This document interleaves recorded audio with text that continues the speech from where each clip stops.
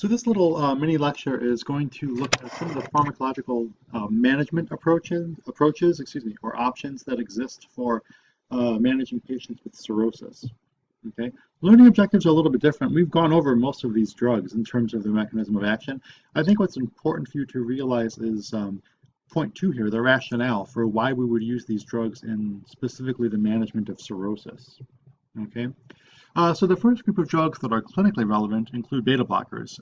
Specifically, we're looking at the beta 1, beta 2 non-specific blockers. And so there's really two that are mentioned for cirrhotic patients, and that is propranolol and nadolol.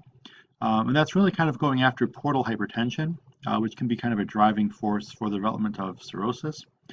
The rationale for the non-specific beta 1, beta 2 blockers, obviously looking at beta 1, we see antagonism, we see a reduction or a lowering of cardiac output, and that's going to reduce the splanchnic blood flow. From a beta 2 antagonism approach, we're actually kind of preventing vasodilation within those same vessels, and we're allowing for unopposed alpha-1 vasoconstriction. And so because that's actually a therapeutic strategy to basically let the alpha-1 receptor be free and to allow vasoconstriction, which would of course restore perfusion. There's really no need to even talk about those mixed acting alpha-beta blockers like carvedilol or labetalol. They're not really indicated for cirrhotic patients. And so typically with cirrhotic patients, they have low blood pressure already, so you're not going to be aggressive with these beta blockers in terms of looking at the cardiac effects or the vascular effects. So we're going to start with really low doses. And then do understand that propranolol and nadolol specifically are substrates for the CYP3A4 enzyme system, which is, of course, of all places, the liver. And so these patients should not be on high doses for those two reasons.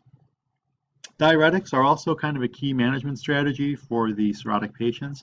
Remember that cirrhosis produces an elevated aldosterone state. So basically you get a reduction in blood flow to the kidneys, and that stimulates that renin-angiotensin-aldosterone system. And so we, from a therapeutic standpoint, will want to supply something like spironolactone, which is an aldosterone antagonist, to counter those effects.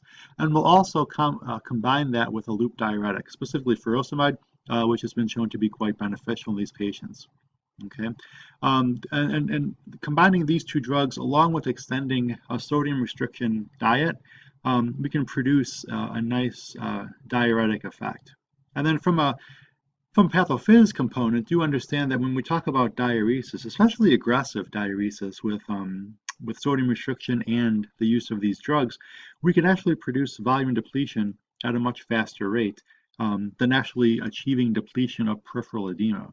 Okay, and so if you look up some of the management guidelines, they actually have some cutoffs in terms of how much fluid can a cirrhotic patient lose in a given period. And if I remember correctly, I think it's half a liter within a 24-hour period.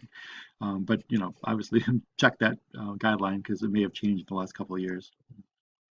Antibiotics, basically we can supply antibiotics to treat some of these bleeding problems that can occur in some of these cirrhotic patients.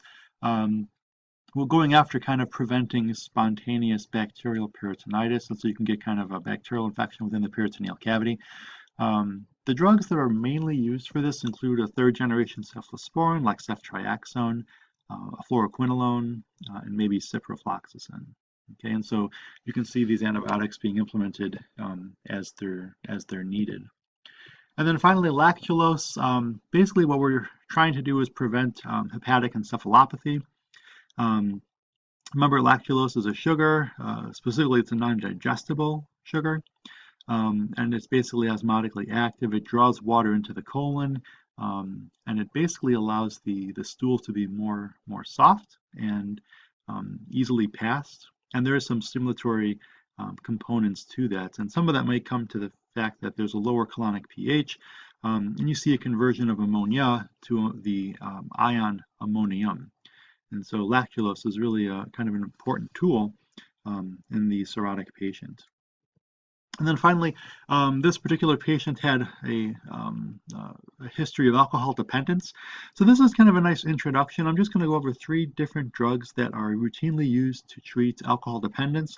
We're not going to dwell on the mechanism of action because we haven't covered any of these receptors really. So the first one is naltrexone, which was originally used for, and still is, for opioid addiction. And it's going to kind of attenuate or reduce the reinforcing effects that are associated with alcohol dependence. Um, Naltrexone and acamprosate are kind of your first line drugs. Acamprosate, we're not really sure how it works, but we know that patients that are on it have a reduced craving for ethanol, which is key to their management success. Acamprosate might work through some of those receptors that are listed there. We'll talk about those in the CNS block later. Kind of the second generation or the second tier in terms of its use is disulfiram. And this is a enzyme inhibitor specifically of alcohol dehydrogenase. And if patients take alcohol and they're on disulfiram, it leads to an accumulation of acetaldehyde, which produces a very unpleasant reaction when ethanol is on board. And so it actually produces a conditioned response to alcohol. So previously they would get kind of a euphoric type feeling when drinking.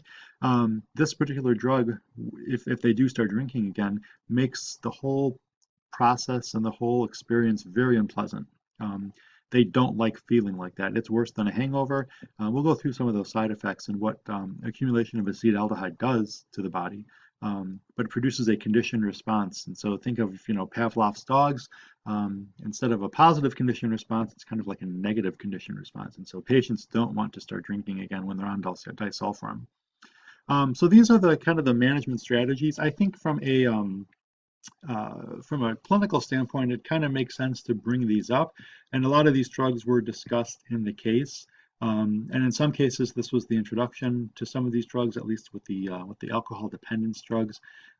But just to kind of consolidate your learning, the bulk of the pharmacology content was really kind of focused on the biotransformation, the metabolism of all drugs, specifically the CYP enzyme system, because it was so important in terms of liver physiology. Okay, but this is clinically relevant, and I just kind of wanted to put this out there. All right, thank you.